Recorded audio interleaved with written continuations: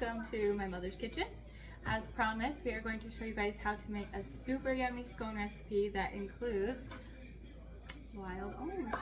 Yay! So this is a recipe I've actually been making for a couple of years. I found the recipe a couple of years ago when I started using essential oils and fell in love with it. Just a little note, it does say that you can, or it does say to bake them, but I have frozen them before. I've frozen the glaze you put on top, and I have frozen the scones before I bake them. So when we get to that point, I'll tell you what I do to freeze them, and then we'll go from there. So, you ready? We're ready. Okay. First thing you're going to do is preheat your oven to 400 degrees so that it gets started heating. Then you're going to add 3 cups of flour, 1.5 tablespoons of baking powder, 1/4 teaspoon of salt, 6 tablespoons of sugar, and then I take my pastry blender and just kind of mix that up. And then you're going to add butter. And this is 6 tablespoons of butter that I have cut into little cubes already. You can see the little cubes.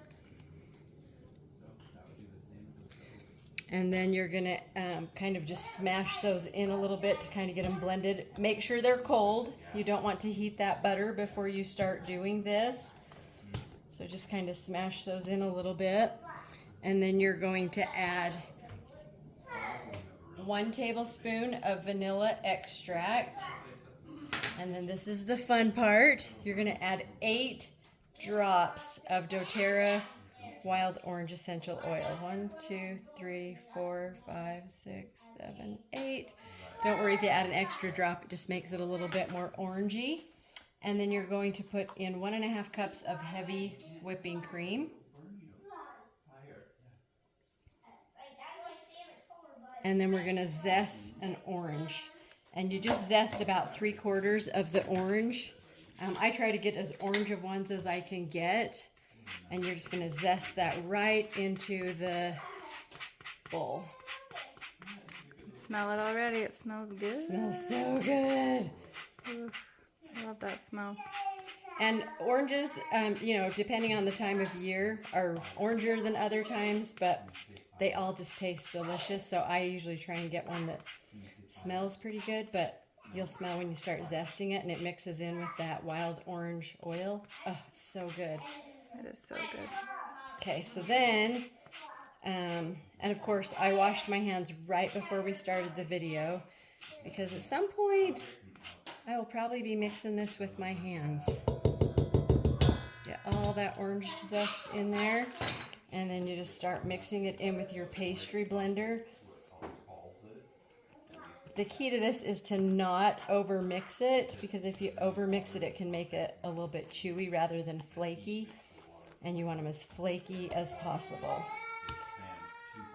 So do that. If you use a pastry blender, just remember they're super sharp, so those edges can cut you if you push on that too hard. So I always just try to be really careful. First time I did it, I cut myself. So, and then you're just gonna mix that all together.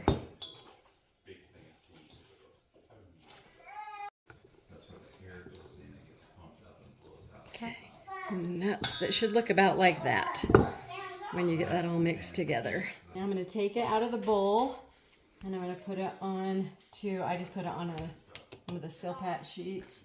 And then I just kind of roll it out. And when you roll it out, that's when you're going to want to make sure that it stays together.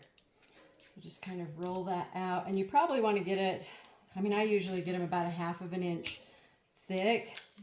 And you can see it's not like tight together because otherwise it won't be that flaky if you get it too mixed together. And this is the key to having the butter be really cold as well. So just kind of roll that out. And if you're super OCD and you've got to have them all the same size, you can roll that to a square. I don't care that they're not all the same size, because for me, part of the fun is that they are different shapes, different sizes. Okay, and then I just take a pizza cutter and I just cut them. So I cut here, here, and you can make them as big, as little as you want. If you're going to be doing them for kids, you can do them smaller. And then I just kind of cut across to make them little squares. And then from there, you're going to put them onto a cookie sheet. And you're just going to put them on, oh, that one's kind of a big one. That will be for Dad. All right. And you just put them on a cookie sheet. And this is the part where if you want to freeze some of them, you can put them into your into a Ziploc bag and squeeze all the air out. If you have a food saver, you could put it into the food saver. But you're just going to pick them up and space them out a little bit and put them on a cookie sheet. And like I said, some of them I freeze because then, I mean, we're not going to eat them all in one sitting. I'll just freeze some of them that we can have next time. And you just put them on a cookie sheet like this. And then you pop them into the oven. So while those are baking is when we get the glaze ready. So those finish baking at 350 for 10 to 12 minutes. So while we're letting that finish, we're going to make the glaze. So I've already added 1.5 cups of powdered sugar to the bowl.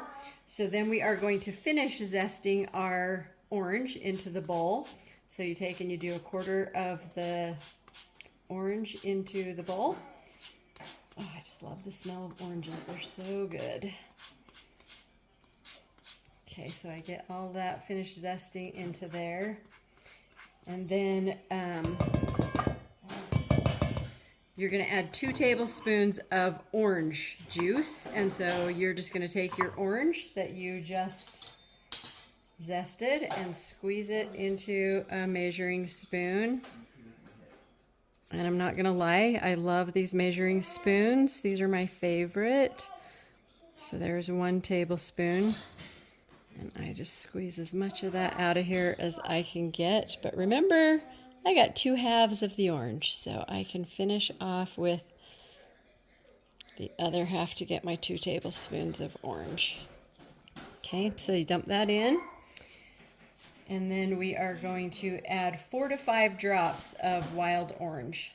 And like I said, 1, 2, 3, 4, 5. If you add a little extra, it just makes it a little more orangey, which I like. And remember, when you're using them in your food, not just any oils that you buy at Walmart, they have to be food grade or higher. Yes, so because you're going to be ingesting these, make sure they're really good quality. So then we have 1/2 tablespoon of vanilla extract, 1 tablespoon of melted butter that we've already melted and gotten that ready to go. And then you're going to add 3 to 4 tablespoons of heavy whipping cream, but you're just going to mix that and get it to the consistency that you want.